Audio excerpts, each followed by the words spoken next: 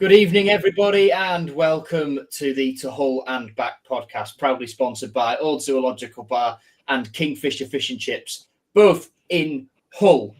It's me on hosting duties tonight because Nathaniel is occupied elsewhere and he could be doing anything. He's not told us what he's doing. So we'll let you speculate about that in the live chat.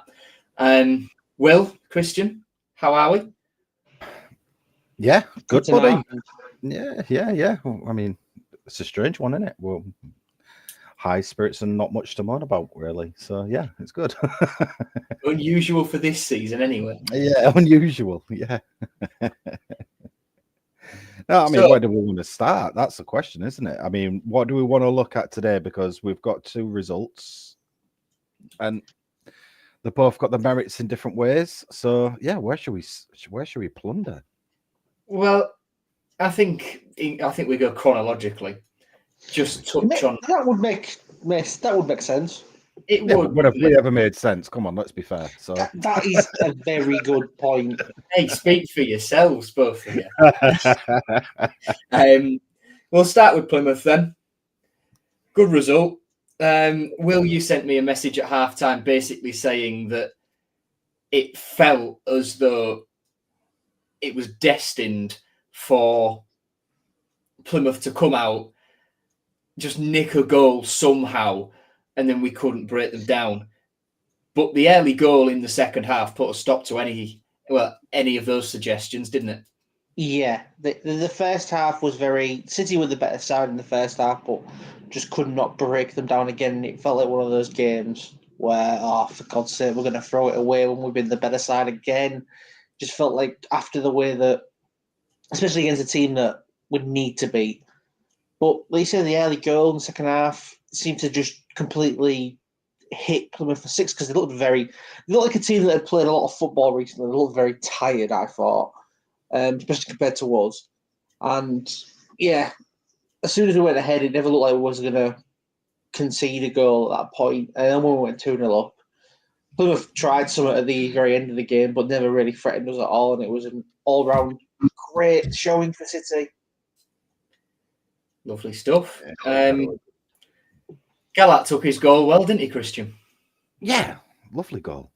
I mean, it's one of those where he was in the right spot to get it in. And it's where you would expect someone who was playing in that kind of number 10-ish role, really, to kind of be at. I mean, obviously, you weren't expecting McLaughlin to kind of power on at the defence or the goal, but I think the crowd played the part with the screams of shoot, and he goes, you know what, let's have it. And that deflection landed at Joe's feet and stab it home. And I'll be honest with you, how many times has that happened this season? And we've asked someone to stab it home and it's hit the post or gone wide. Or we've not had anyone there. We've not had anyone there, exactly. And so it was, to get the goal when we did, brilliant. Absolutely brilliant. I mean, you're going in at half-time, high spirits. I think they didn't even have a shot the first half. I think it was, 87th minute? It was similar to the Blackburn game. They barely had a shot full stop. Yeah, and that was the thing about the full game as well. We were just having a quick natter about it before we kicked off with this, saying if there was any standout. And Will's reply was, 13 players. You know, everyone stood out. I mean, obviously, there was a few key highlights that we're probably going to speak about. One of them especially being Puerta and Joe Gallart. Because I think Joe Gallart in that kind of position behind the striker, attacking midfield, kind of number 10 role, it is 100% his best position. He's not someone who's going to go in there and win every header in the world, but he's everywhere on the pitch because of that, in that type of position. And he scraps, doesn't he? He scraps for everything. Yeah, such a player. He's like, for me, for the players that we've got at the club at the moment that we need to kind of keep hold of, for me, Joe Gallart is kind of top priority to keep hold of. And he can only get better because he's still young. And I just don't see how he fits into a Leeds team at the moment, even though they had a poor result today, which didn't work in our favour. Yeah. And I watched that game, and it was, you know what? Well in Portsmouth. Well in. Congratulations to that, because you stuck at a task, you defended like champs, and you got the goal for it in the rewards. But for us, on that side of things, yeah, I'd kind of wish the result went the other way. But I want Joe Gelhardt to be at this club next season. I think everybody in the fan base wants Joe Gelhardt at the club next season. And it's one of those where, because we haven't got that kind of loan to buy or deal that was mentioned, it's always going to be hard for us to get hold of him because of the way he's been playing for us at the moment. Obviously, his stock value is going to be going a lot higher than higher, isn't it? Because he's playing games and he's playing well in games. Playing well, exactly. And that's kind of one of the debates that we're going to probably have down the line of, again, it's all down to the dollar that we're very, very on the punchline with, really, with regarding to fair play. So, and another one that we need to talk about, I guess, with someone who had an outstanding game and very well deserved again, and I thought he was brilliant against Bristol as well, is Gus. He just changes everything in that midfield. He is a battler, and it's not only a case of when he gets the ball, he plays a pass. He'll turn his play and get that few extra yards up the pitch, and generally 9 times out of 10, he'll create some sort of attacking possession sense up there, which is just, I mean, that game, he ran that midfield. He ran the show for me. He was though he got, he did get man of the match, didn't he? He did against Plymouth, Gus. I'm sure he got man of the match. I'm not sure, but I know his praises were being sung. I know Alzate and him combined really well, and I do get that sense that him and Stephen Alzate are quite close. When I've been into the training ground and seen the players coming off the pitch, there's always those two together. Yeah, and look, even if it wasn't announced, he should have had man of the match for me because he did so much. He was one of the key reasons why we did so well against Plymouth. I mean, to be fair, he could have gone to one of several. But yeah, it comes down to it, to be fair. No, you are right, Will. I mean, everyone played really well. I mean, even people have criticised this season for how they've played, and whether that be, say, Louis Coyle because of his form. Kamara, I will hands out say it, I'm not Kamara's biggest fan. But against Plymouth, well done. Well done, because I think it was a good showing, yeah. I've got an underrated choice for my man of the match personally, and it was the linesman.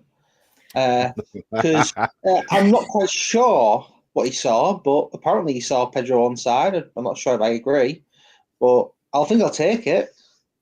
I don't know what you're talking about, Will. I thought Zhao was on. Nothing wrong with that at all. Yeah.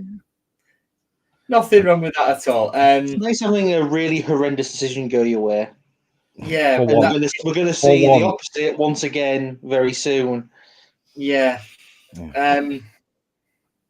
Zhao, great run. Just, like how brilliant would he be if he was playing for us in his pomp? I say it all the time. For us. People say it all the time. Exactly. He wasn't playing for us, and that was for very good reason.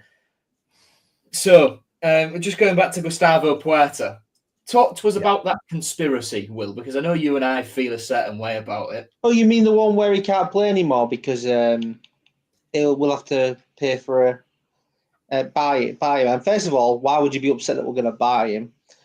And what was that about that German report? Two more games, was it? It's apparently 2 more games, and I think since that report's come out, he's played 2 more games, but can't be certain for sure. Yeah, and do you not think we'd have perhaps heard something, or there'd have been some whispers come somewhere? If to be fair, who knows with our ownership? Fair. We'll leave that there, but I think it's clear as day now there was absolutely no conspiracy. Yeah, this wasn't Keane Lewis Potter not being played. That was genuinely Alan Alan being silly. Should we talk about Ehab Alam hanging out with Nigel Farage? Or should we No, say let's not. Let's move on right now. Oh, no politics, please, not today. Just to finish Plymouth then, in the context of the whole season, that for me could be the most important win of however many we go on to have at the end of the season. And I think you could say the same if we go on and beat Oxford on Wednesday, Luton and Derby all at home. But Plymouth, with the timing of it, having just lost Matazo, having just lost to Cardiff, and everyone being a little bit down in the dumps, winning at home, pre-match, I assume everyone was bricking it. Yeah. Yes. Well, I said to you, I will. I was very glad I wasn't there. Yeah. The time I finished at uni, 6 o'clock finish meant I wouldn't have been able to get back for kickoff. So I was covering the Lincoln game and just keeping one eye on one football notifications or however, other apps are available. And you sent me a message at half time when something happened on the pitch, which we've spoken about on Tigers Talk, and we won't do Ant the disservice of mentioning of going into detail about it. Performance in the crossbar challenge. I won't fucking dare do it. I know. Yeah, he's a better man than I am. But anyway, yeah, just like we were all bricking it, everyone was, and to get over the line and do it is so huge, and it gives the players massive belief that Oxford, Luton and Derby can go the same way, and they can put in a performance against Coventry and Preston and get a result.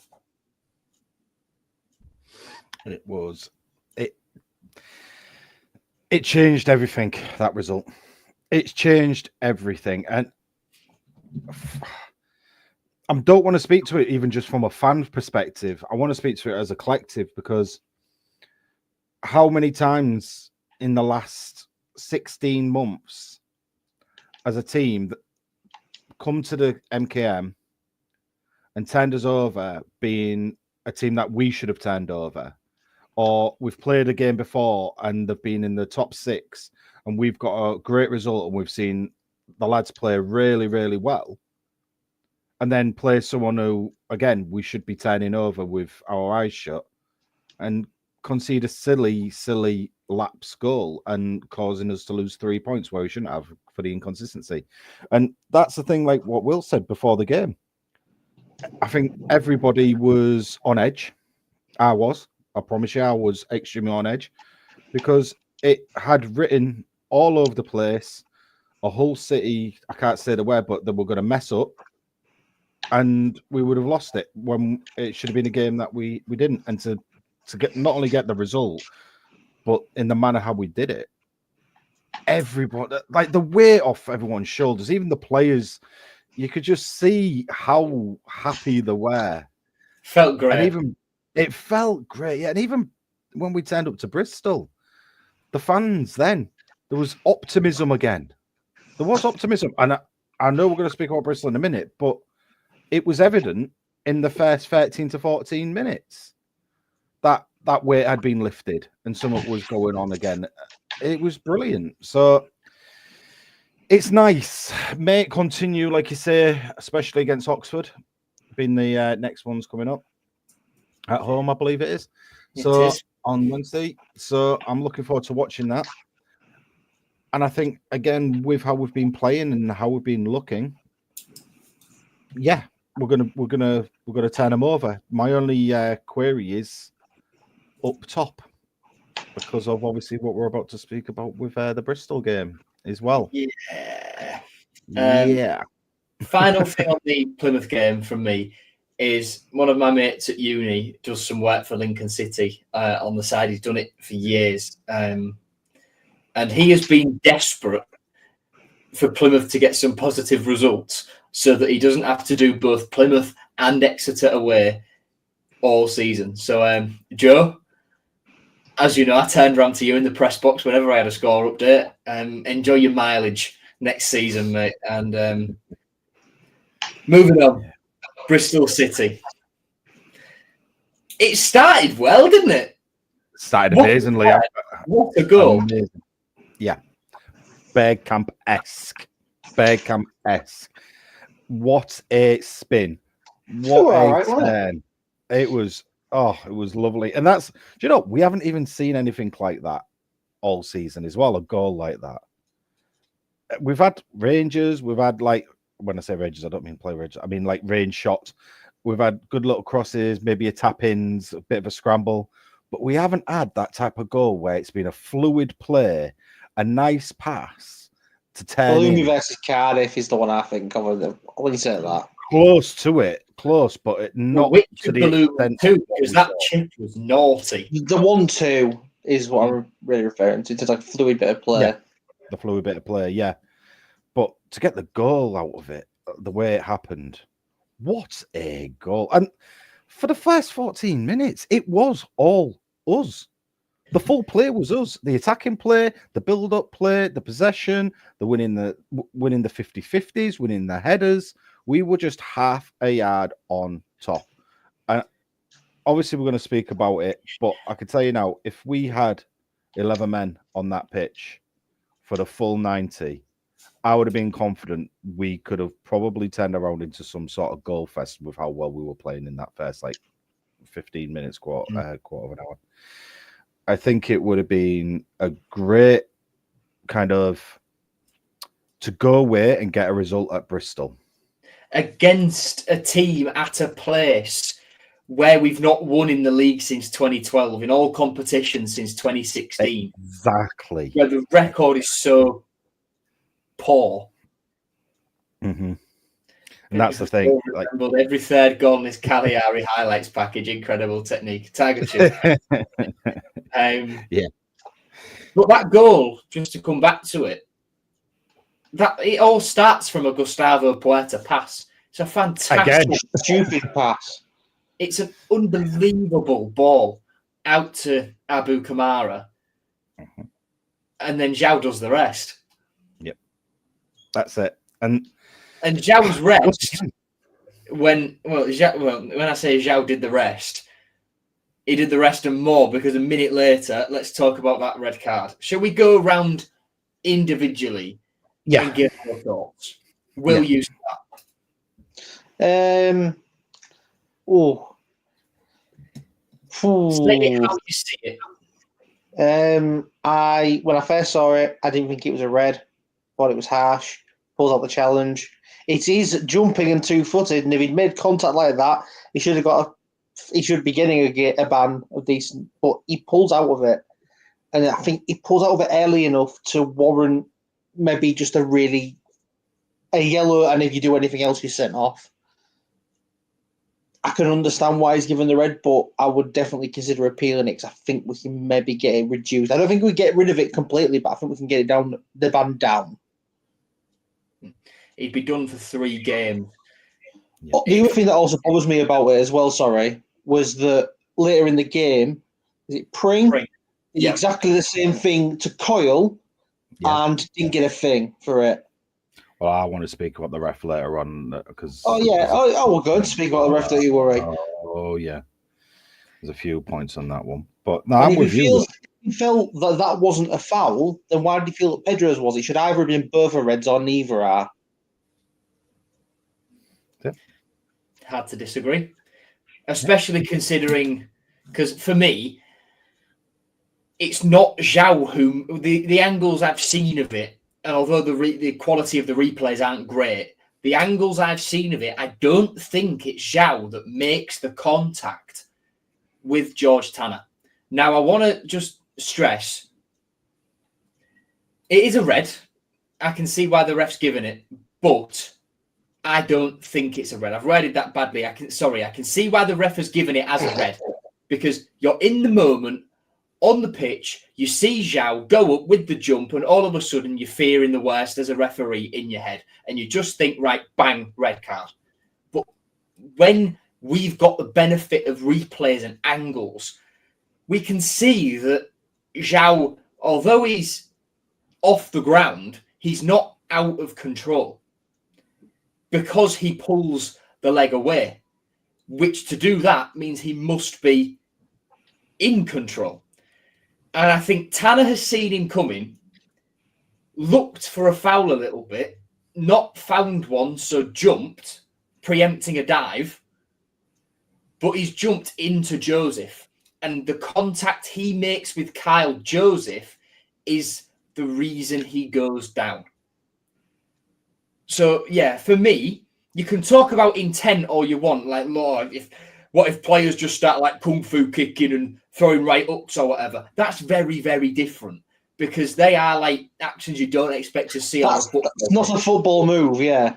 It's not. Sliding for a tackle is. And look, is there a bit of bias from all of us? Probably. And for Zhao, did he need to do it? Did he need to sort of rein himself in when he's on an adrenaline high after his goal? Yes, absolutely. But I don't think he actually makes contact with George Tanner. And I think that's the thing. If replays show he does make the contact when they're upscaled or whatever, and the EFL does have the ability to see every single replay at the highest quality, which we don't necessarily on Twitter or on whatever stream we might or might not have been watching at the time. If there is contact there, then fine. But if there isn't, then it should be overturned for me. And I can definitely see the argument for the red card. But for me, if there's not any contact, you can't send him off. And I've seen Bentos in the comment argue against it, saying you can't have both feet off the floor and be deemed in control. I do accept that in most cases. But he pulls out of the tackle out of the challenge for me. The penalty, I agree. I think the referee got that absolutely right. I think Alfie Jones is all over Sinclair Armstrong, and he does just throw him to the floor. So I think he gets that right, and we'll talk all about it. And Matt's comment here can debate over and over if it's a red or not. But one thing we can surely all agree on is that it was a stupid thing for João Pedro to do, and that is where I agree. And yeah, that's my thoughts on it. Christian, if you've got anything else to add. I want to go down the route on this one as well, because I was obviously at the time of watching the game, I was like, are you mad? How is that a red card? Because obviously I understand feet left the ground and it looked a lot worse than it did. And I'm saying, look, no contact. You know, he pulled out what is going on, this ref, blah, blah, blah, blah. Having watched a hell of a lot of replays, and I mean a hell of a lot of replays over and over again, even to the point of 15 minutes before this show again, I understand the red card. I understand there was no malice. I understand there wasn't any intent to go two-footed in. He did clip him, but not for the fault of his own, in a way, because the way he took off, obviously, with the 2 feet, you are really fully in control. You know, it was a Pedro stupidity moment. You didn't have to go in like that. You're giving ammunition to the referee and the opposition to give you a card at least minimum. And I understand that. Obviously, he knocked into Carl Joseph, and that knock kind of put him on the back foot, and he got clipped on the heels by João. Now, yes, João was pulling away. His body was like turning. He had one foot to the left and his other foot going through. But because of the way he did the tackle, his momentum caused this to happen, caused the foul to happen. Look, there's no malice. There was no intent of getting anybody bad. He was aiming to try and stop the play and get the ball. He knew that he didn't have control of going in for a full clean tackle and tried pulling away. Get it. I understand the red card from the referee. I don't think it's going to get overturned because of the momentum. Because the argument is you shouldn't have done that in the first place and your momentum caused the foul. I do hope, though, it isn't a 3-match ban to the point of where it's saying it was malicious and intentful in that way. I do hope they rescind it down to maybe a game ban, realizing and looking at it saying, yeah, all right, he left the ground, but he knew what he did wrong halfway through. There was no clip with, he didn't clip him with his studs up. He didn't clip him or anything like that. It was just his momentum followed through. He got clattered into Carl Joseph and he went down. So, look, a red card for that, yeah, I get it. 1 match ban, yeah, I get it. A 3 match ban, that would be extremely, extremely harsh. There is a bit of a clip at the very end, but that was, do you know what? There wouldn't have been a clip if he didn't bang into Carl Joseph. So it's worked against him. It has worked against him. But again, from the point of the goal, when it came to any sort of foul, I mean, do we want to go down that road first with the fouls that we're witnessing on both sides and the calls that were being made, or should we go into the penalty first? Well, let's talk, as Will did, about Cameron Pring, because that one is a red card for me. If that was a red card, that's a red card. Because there's far more contact, there's far more intent for me. Yep. And am I right in thinking that there were studs showing as well? Yeah. Yeah. So that for me is a red card. I think the ref bottled it a bit there. And he did have to sort of like be pressured into giving him a yellow. And look, the just on the ban thing, losing him for 3 is such a big miss because that's Oxford and that's Luton in that. It's huge. I can't think of anything worse at the moment, to be honest. Well, I can. An ACL, but another ACL adding on. Say that. Touching wood everywhere. There we go. Anyway, yeah. Let's see what chat are saying. So about the red card just before we move on. Ashley says Giles isn't a red. The collision with Joseph made it look a lot worse. Matt says a 1-game ban would be fair. 3 harsh. Bentos points out that the biggest shame is losing Pedro for the next 3 games because there was interest from Portugal in January, and his precarious contract predicament. He's not guaranteed to be here next year, and he is such a good player. And Tom says Pedro just taking Neymar's advice of getting a suspension during a birthday. Happy birthday, Xiao. Yeah. Harry says he pulled his leg away, so he was sort of in control. Let's be honest, if the referee didn't rush into the decision, the Bristol City players wouldn't have been too bothered. That's an interesting point. And then Bentos says, I don't think the contact is necessary. A lunge is deemed serious foul play, and he lunged with both feet off the floor. Fair point. Enshet points out he got an early card as well for his 33rd. Nice one, Zhao. Ian says, I don't believe he went to tackle him. He went to block the pass. Still unsure if he made any contact, and the Bristol player rolling around didn't help. If that was a red, so was Cameron Prings that we've just been talking about. I mean, the Bristol players did surround the ref as well the second it happened, and the arms were out. And the one of the players that arms are out complaining. I don't want to slate him, but Mr. Twine, what are you doing there against your old club? Like, you're full in the ref's face with that. I was not impressed. So, yeah. But when you get surrounded by all the players, it's a kind of a bottle job decision, isn't it, from the referee when you've been pestered from that many players. So, yeah, I agree on that. Evo still caught all his shots, though. Yeah. All of them. Right. The penalty, then. Yeah. I've said it's absolutely right. Will, go. I think, to be honest, I've seen them give them, but I think if you give them every time, you're going to get 5 of them a game. I'm with him on that. Yeah, I'm with him on that. Well, yeah, perfect. Yeah, it was harsh to give, wasn't it? It was soft. Well, not soft, but it was a soft one. It happens like that in the box all the time for those type of situations. And the opposition would obviously grab our players and vice versa in the box like that. So it was a very soft decision from the referee, but at the same time, it was a foul in the box, so you can't argue.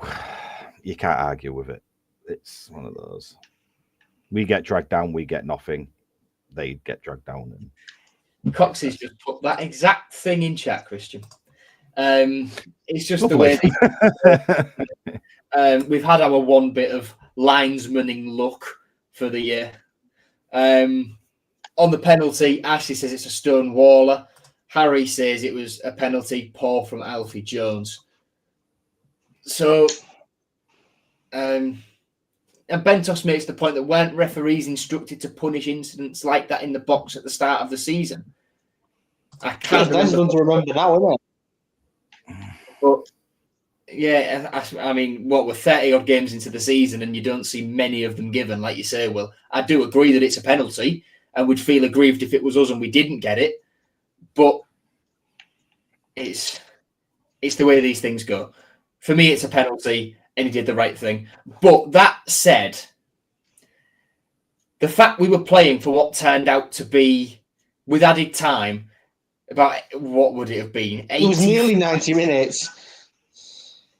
And with 10 men and only conceded through a penalty. Against 12 men. Fair. Yep. Yeah, it was. That defensively is not too bad, is it? It was superb point. Superb backs to the wall performance.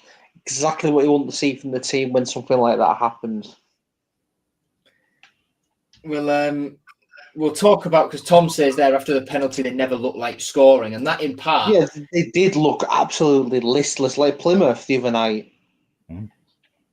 That in part is due to how good a job we did. I think Ruben got his changes right, bringing Cody Drama on when he did, to kill some clock, bringing Matt Crooks on, the same. It's just sort of a busybody in there. John Egan coming on. That's what he's here for, John Egan. He's an experienced head who has been in these situations many times, and with a younger team around him, having him there, he knows what he's doing. And we defended super, super, super well. I thought in the first half, it's been put in chat by Simon, Charlie Hughes was great.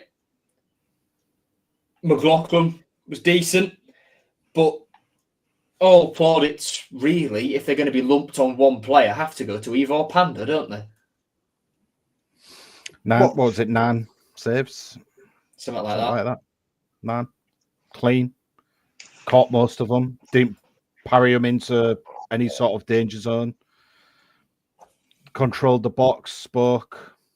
I mean, the only downfall was that he didn't stop a penalty, and that's... I mean, how often does that happen? What a game. What a game. Like, another game, though. It's week in, week out in a way, isn't it? He's consistently there. He's consistently doing the job.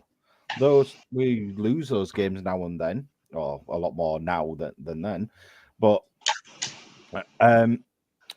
it's generally not down to a fault of his, unless we've had 2, when we're playing from the back in that silly manner from that manager that we used to have. The German one. The German one, yeah, that I've forgotten his name, for a good reason. But from that point, he's always done well. He's had a great season because we all wrote him off at the beginning of the season. We all wrote him off. That pre-season was horrific for him. That pre-season, it was abysmal, and I was on the train like most other fans were, going, "What in that?" And it didn't help.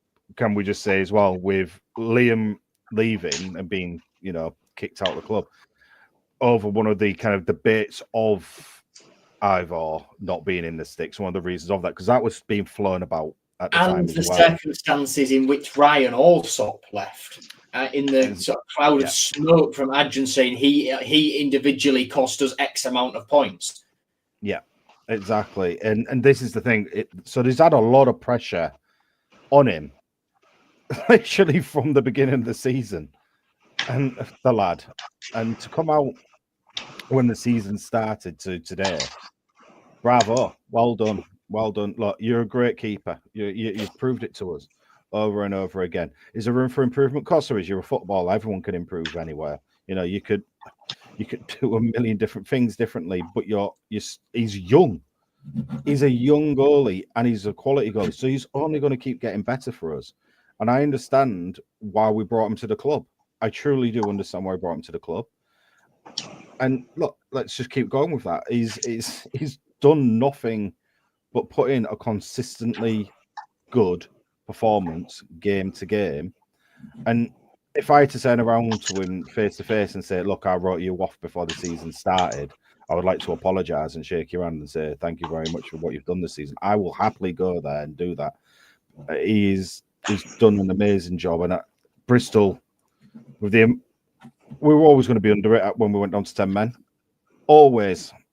And he kept us in the game. There was all those, like we say, Twine and his free kicks. Because of our history, let's be fair, it was kind of written in the stars that Scott Twine would have been the one to score against us on a free kick. I thought exactly the same. Exactly. And how many fans out there, and don't you all lie to us saying you never not once fought that. You all fought it every time Scott Twine stepped up for a free kick. You all thought that it was going to happen. And to keep him out and keep him clean. And to be fair, it wasn't even just a parry away. It was a claim. Smothered it. So brilliant. Yeah, what a job he did at Bristol. What a job. Just how much did the tweak of system and going to 5 at the back, moving McLaughlin essentially and putting an extra body, Kamara at the time, in a left back do for that Klingon job? Well, I mean, I think it shows that the team can adapt, which I would never have thought they'd be able to do 5 months ago. So it shows progression. I mean, defensively, since Sayers came in there's been a few performances since he came in that have been very positive defensively. So it's just, because as it continues, it's just positive improvement as long as he can keep that defence together or improve on it. Couldn't put it better. Could not put it better.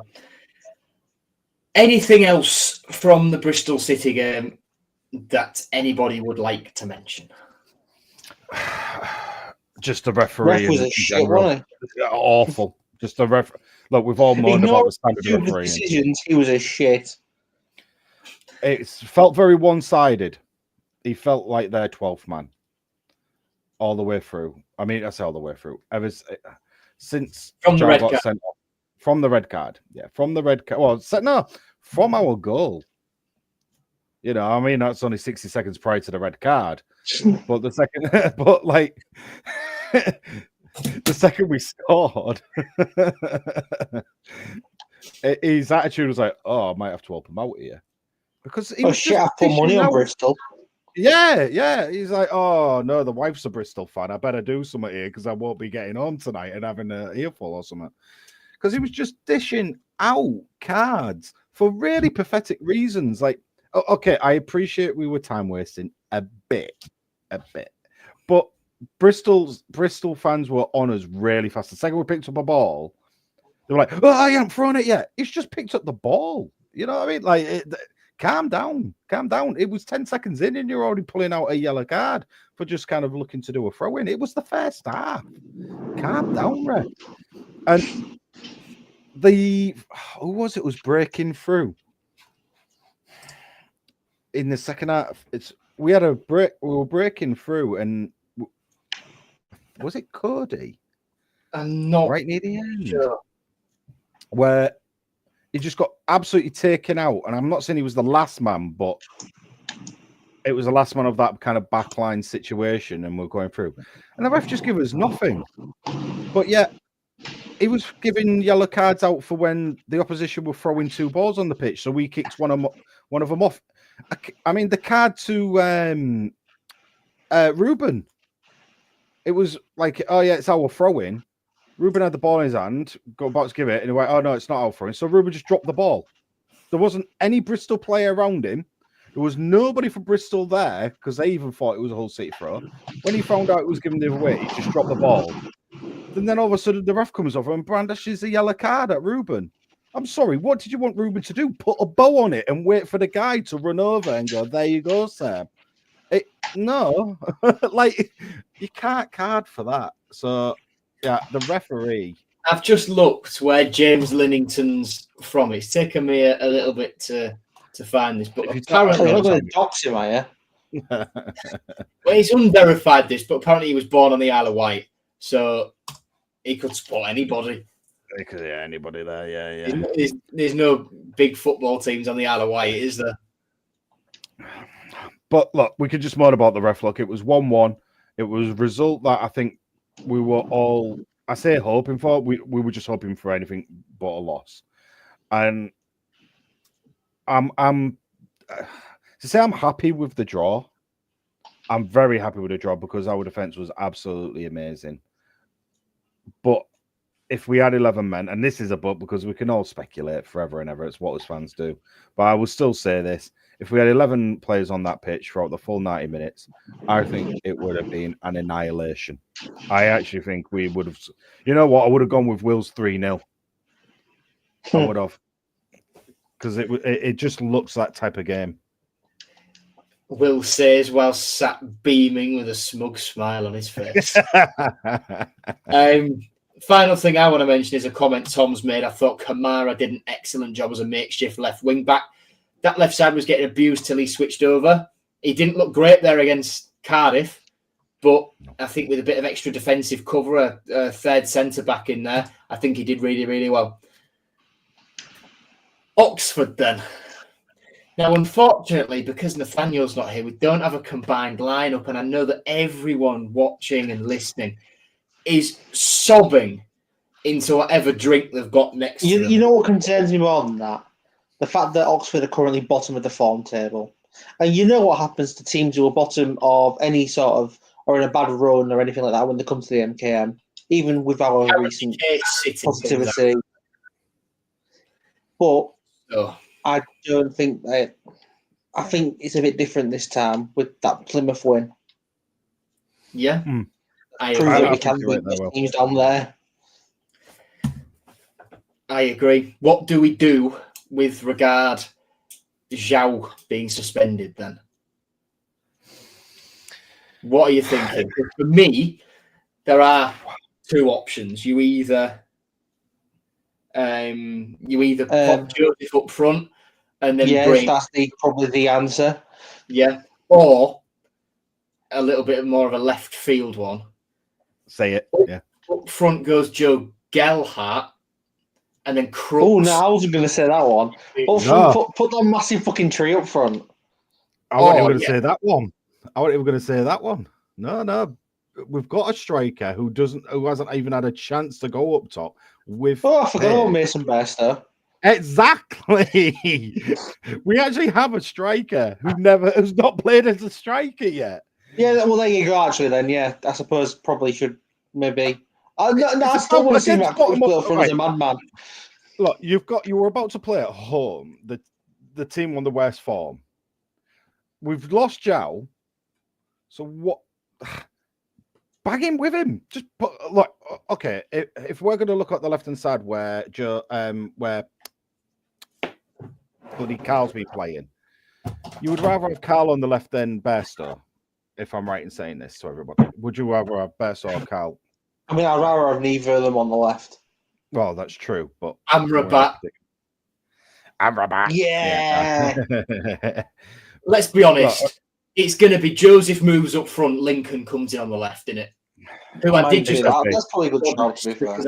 Because I knew we had a fit winger, but I couldn't think who it was. And if I couldn't think who it was, I would have just chucked the name Harry Vaughan into the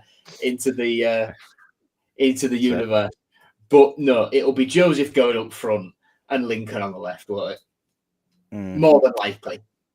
I just would love to see Bairstow up top. I just think it would break the channels. I do. I think his pace will go through, hold it up a little bit. But this is me. I've been dying to see it. I like your idea, playing a player in his natural position for once. It's do you know what? When you do this, though, the thing is, when we've played the players in their right position, we seem to get results out of that player. So it's an interesting factor of let's put them where they're meant to be. Write a letter to Mr. T. Walter, insert German address here.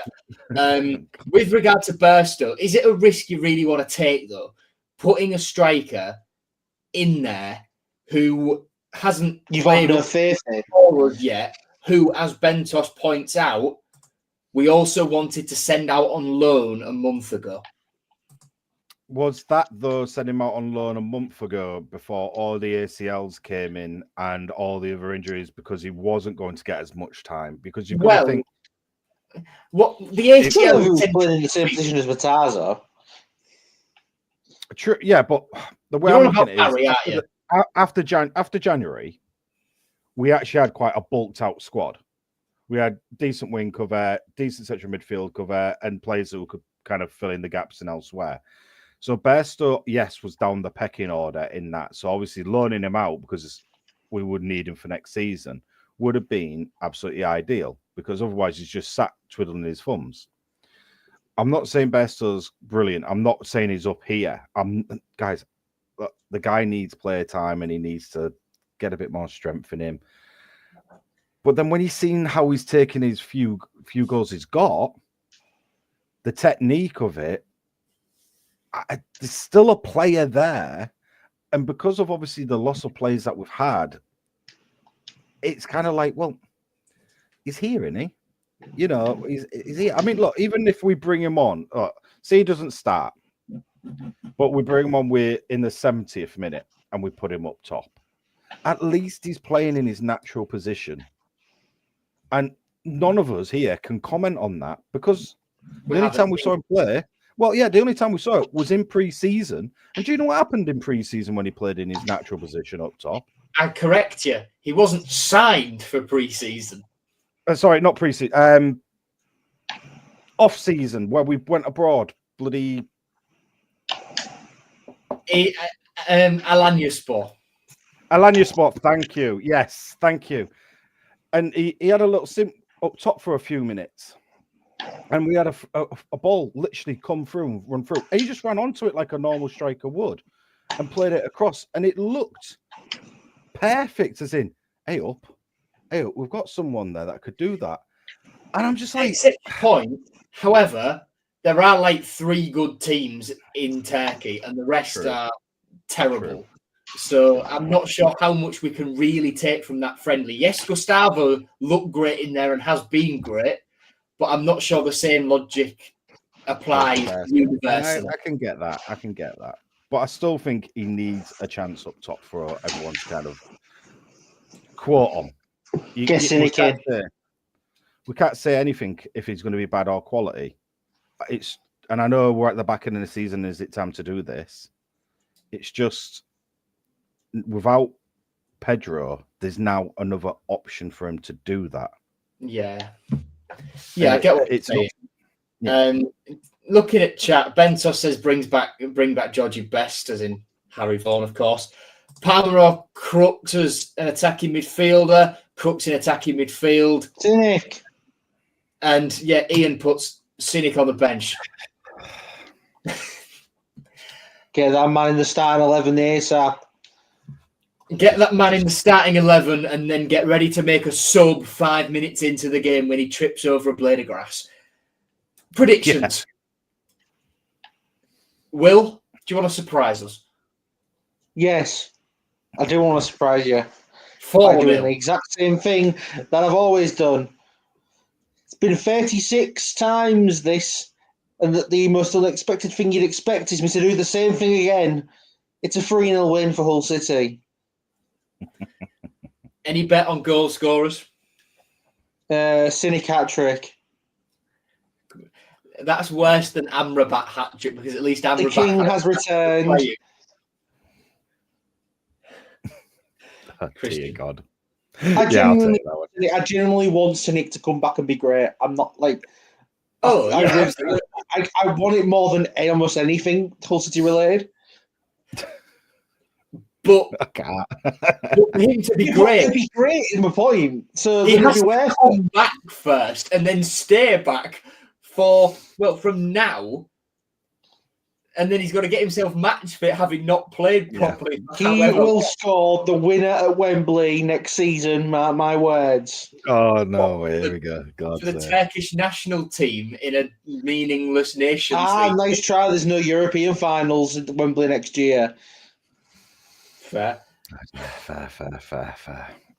Look, Anyway, I'm going to go 2-0. Yeah, 2-0 to us, obviously. It'll be Gallart's going to get one. Good old Joffy. Yeah, good old Joffy. And do you know what? Puerta as well. I want Puerta to get one. I think he deserves one. It'll round it off. I mean, he's already had one, but I mean, I want to see a worldie out the guy. I want to see. He's done a lot of decent passes and balls to get the play going for everyone. Now I feel like someone should do that old 1-2 and reciprocate and give it back and let him have a whack at it. So yeah, 2-0. cool. I can't lie. I want to be controversial and say Xiao's going to get unbanned and he's going to score, but I'm not going to put my neck out on the line like that because these things very rarely get overturned because they like to stand by the refs. So instead, I'm going to go 2-0, like you, Christian. Mm-hmm. Goals, Joffy, and I'm feeling a Sean McLaughlin. Because that's what I was stuck between. That is I thought McLaughlin or Puerta. Yeah, no. Because he had a dig against Plymouth. It deflected and landed at the feet of Joe Gelhardt. He's trying to score recently. And then he had a dig from just outside the box on Saturday. Yeah. He had a couple against Plymouth because obviously one of them ended up in Gellart's goal and the other one just whizzed over the bar. Yeah, he did have one from the bar, didn't he? Yeah, I'm feeling a Macca. It's coming at some point in the same way that Regan's 50 Regan's yards. going to score a 35-yarder and that's his returning goal, yeah. Final couple of things. Tiger Talk on Wednesday will be pre-recorded because obviously the game is happening on Wednesday. So that will come out from 7 o'clock through till 8, and we will all be there. And on Tuesday night, if you've got nothing better to do, get yourself down to where me and Will will be. 7 p.m. under 21s. Sad bastards. The under 21s. Under 21s versus Crew for the final time this season, for the first time properly ever, a night game at North Ferriby. Get yourself down there and support the boys because the 21s are decent this year. They're a very good side. And although Crew usually aren't great, just watch them. Let's see. See what you think. If you can get yourself down there, it's free if you're a Hull City season ticket holder / member. The same if you have a season pass at North Ferriby. If not, the entry's like £3. So see what you think. If you've got nothing better to do, come along. It's a good time. And yeah, that's it from us, isn't it? Anything else? No. Don't think so. No, I think we're all happy. I think, look, we got it out. If anything, I'm surprised that we went on for 55 minutes of this because victories normally bring little chat. Yeah, they do, don't they? And there's nothing to really go off on one. I'm just it's easier to rant. Yeah. It's easier to be wannabe tacticians and dissect the problems, isn't it? Yeah, that is that from us tonight. Thank you all ever so much for watching, listening, and yeah, up the Tigers. Goodbye.